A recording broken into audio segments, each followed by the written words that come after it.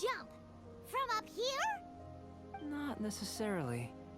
Not if you know of a better method, that is. Whichever method you choose, the experiment will end when you reach the opposite shore of the lake. I will factor the time expended and your top speed into my comparative analysis. The opposite side of the lake. So, we're gonna be swimming? Without limitations, we complete tasks intuitively, using the method that seems most rational to us. Some of us would be unable to stand the icy waters. Others might find the whole thing rather refreshing. No matter what choice you make, it's all a part of the experiment. For me, every detail is invaluable to the research. Then if you would, please, I eagerly await the results. Wait a minute. While we're busy testing, what exactly are you gonna be doing? Me? Recording data, responding to risks, providing emotional support. So if we do decide to go swimming, you gonna dive in with us? No. Unless you're thinking of conducting competitive research? Oh! Forget Paimon said anything.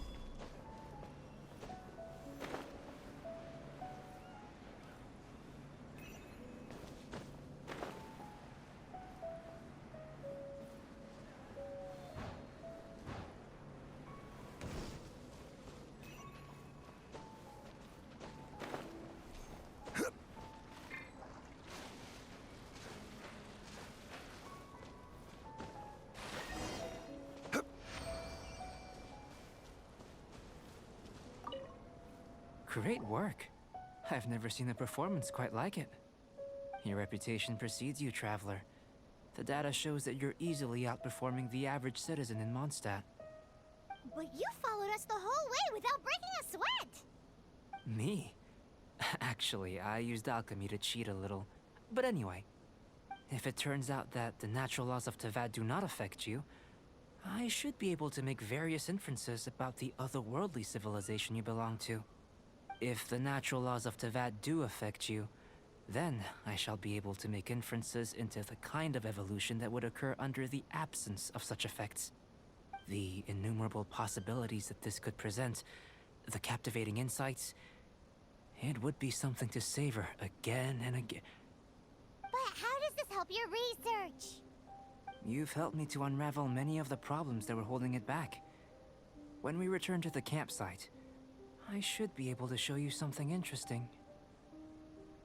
I may be about to make some analogies between you and a few unusual specimens. I hope you won't be offended.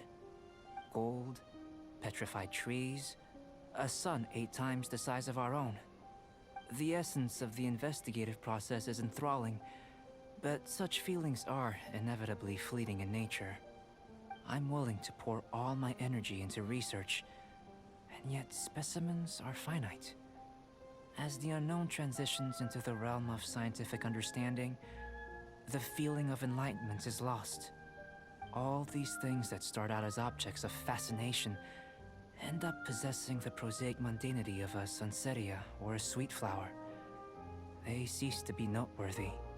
Oh, so that's why you wanted to paint those hilly turtles? Because you got to see something new and interesting in the differences between them? Precisely.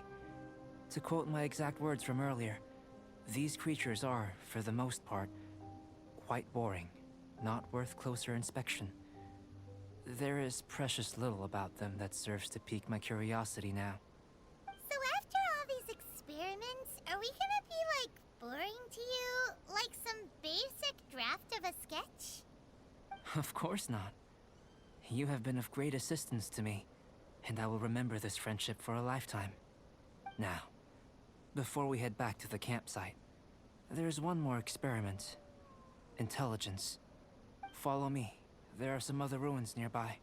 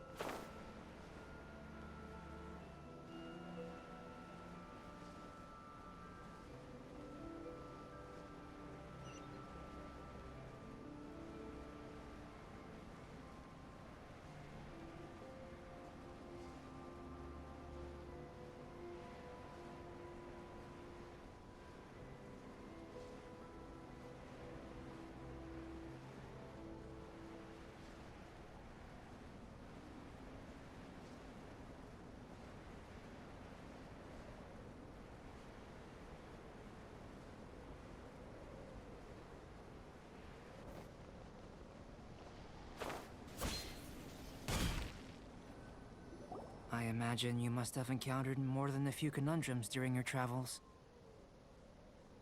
I'd like to observe your intelligence by means of a practical test of your capabilities, much as we did for the physical test. I'd like you to explore these ruins and return with your findings. There are 2 puzzles located at the far ends of the ruins. After completion, you should be able to activate the mechanism in the center. As with the physical test, there are no restrictions. Everything you do is an action I wish to observe.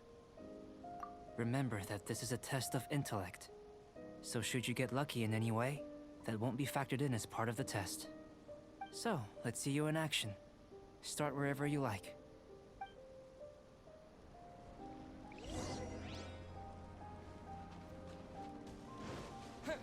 It's a complex environment, so proceed with caution.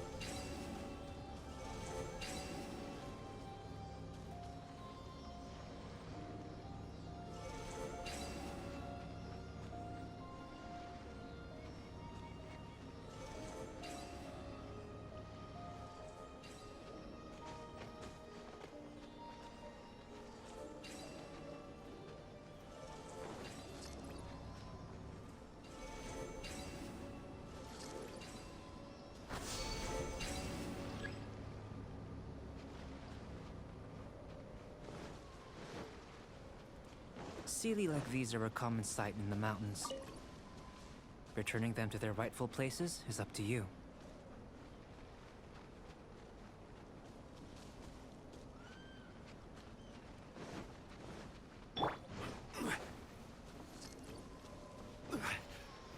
Rise!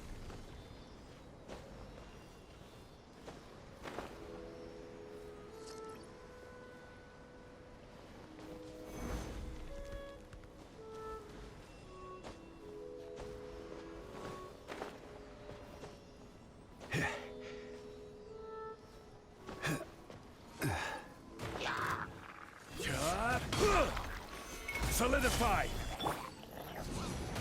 Take cover! Off we go! Order guide you.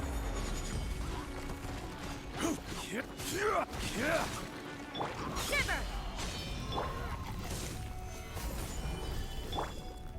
Get out of here!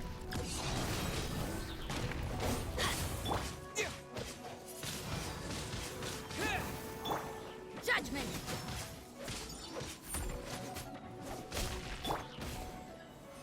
Solidify! I'm going in! Get out of here! Take cover!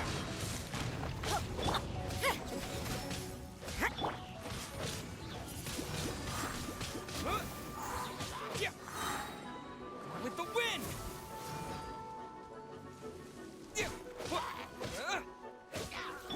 Yeah, you can't run!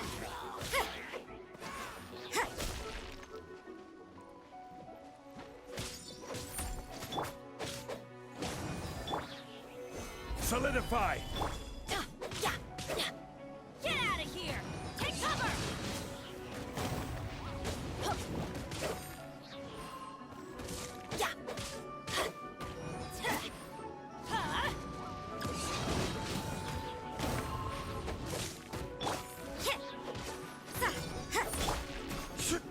Gather!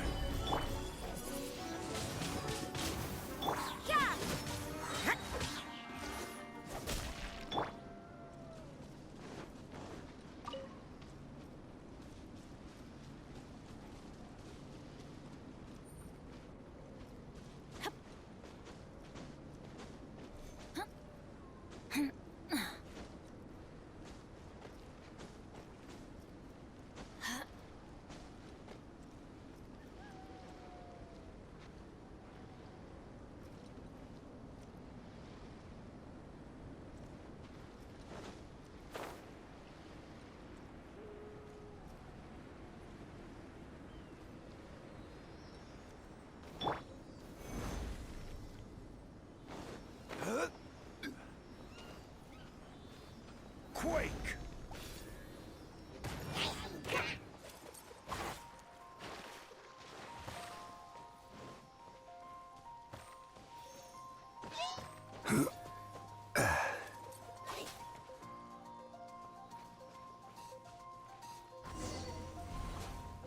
It should now be possible to activate the central mechanism. Exactly what will happen? Oh, seems that the water level has suddenly decreased. We should be able to see what's in the water now. Let's have a look.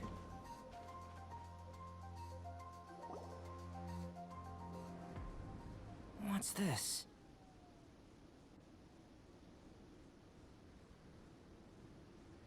To the best of my knowledge, these belong to a script of some kind.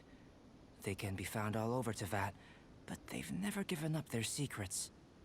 There's still a lot to learn about them. And as for why they should ever have come to rest here, a true mystery. Let me make a copy first. I'll make time to go over them in greater detail after our research.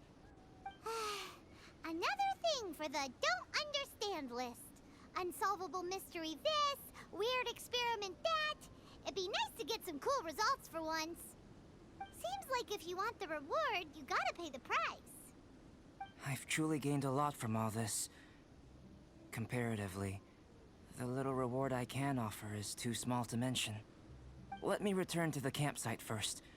By the time you get back, I may just have a fleeting miracle for you to witness.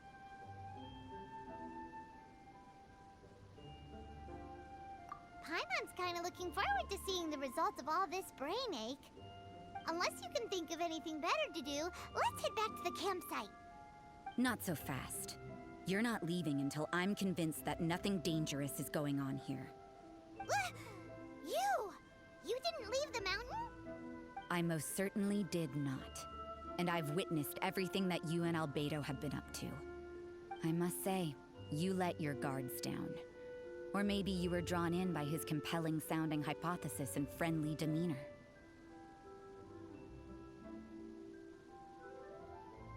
Taking orders from a complete stranger, drinking anonymous potions, participating in all kinds of strange experiments? I'd sooner believe you were tricked than that you would be so naive. Or perhaps, you were colluding from the beginning. Sister Rosaria's guard's so high, she can't even see over the top of it. It doesn't matter what you think. He could be a saint for all you know.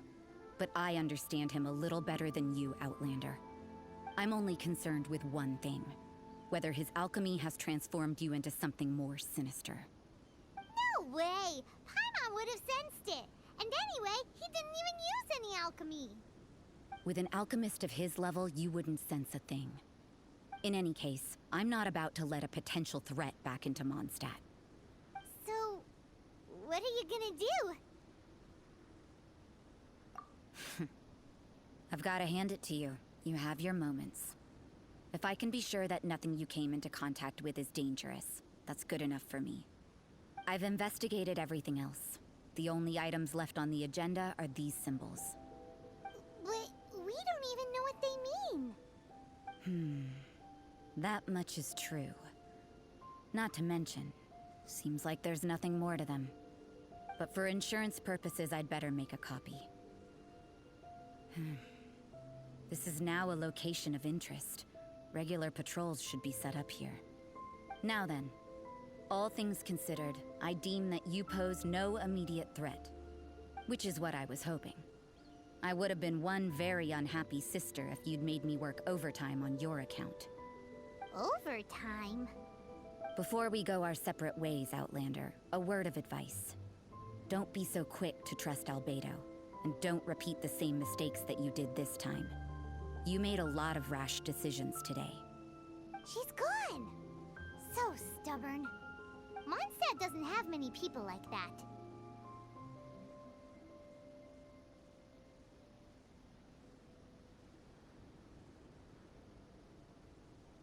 Huh.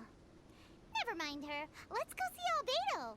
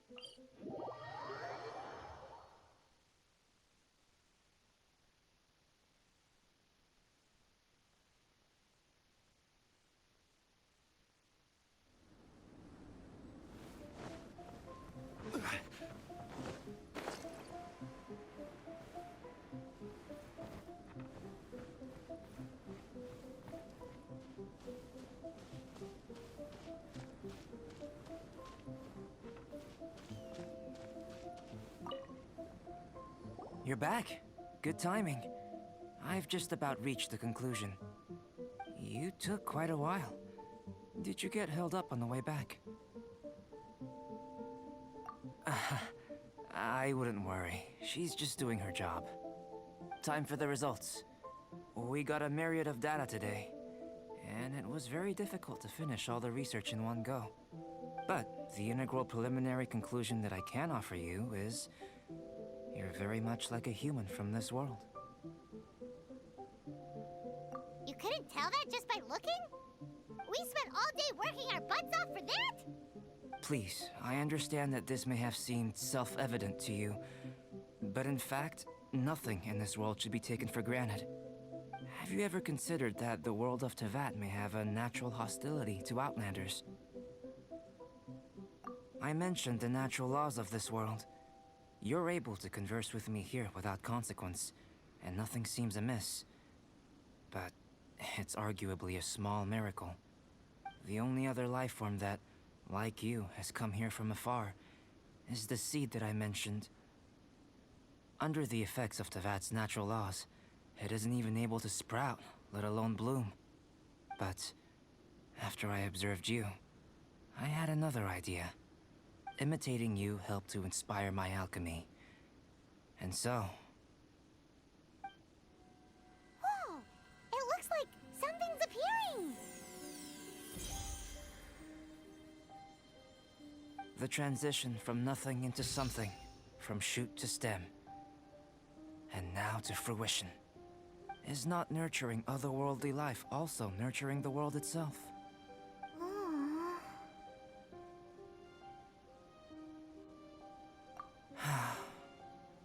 It would seem that that's as far as we go. A transient bloom of incomparable beauty. Life's proudest achievement. Paimon thought with all our efforts, it might have bloomed forever, and it didn't even have any fruit. Life is a manifold tapestry of free entities. Its value shouldn't derive from how long it stays with us. Even a momentary burst is precious. A short life can be well lived. A life lived efficiently, lived to perfection, is necessarily one unburdened by loneliness. So, do you understand what I meant about us conversing here arguably being a small miracle?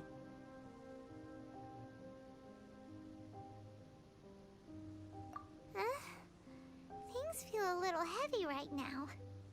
Don't be sad. You've got Paimon to look after you. Albedo, Paimon really wants to be your friend. Thank you both. Even if dispelling loneliness is not essential for life, it certainly doesn't hurt. Your help inspired me to discover the means to make a flower bloom.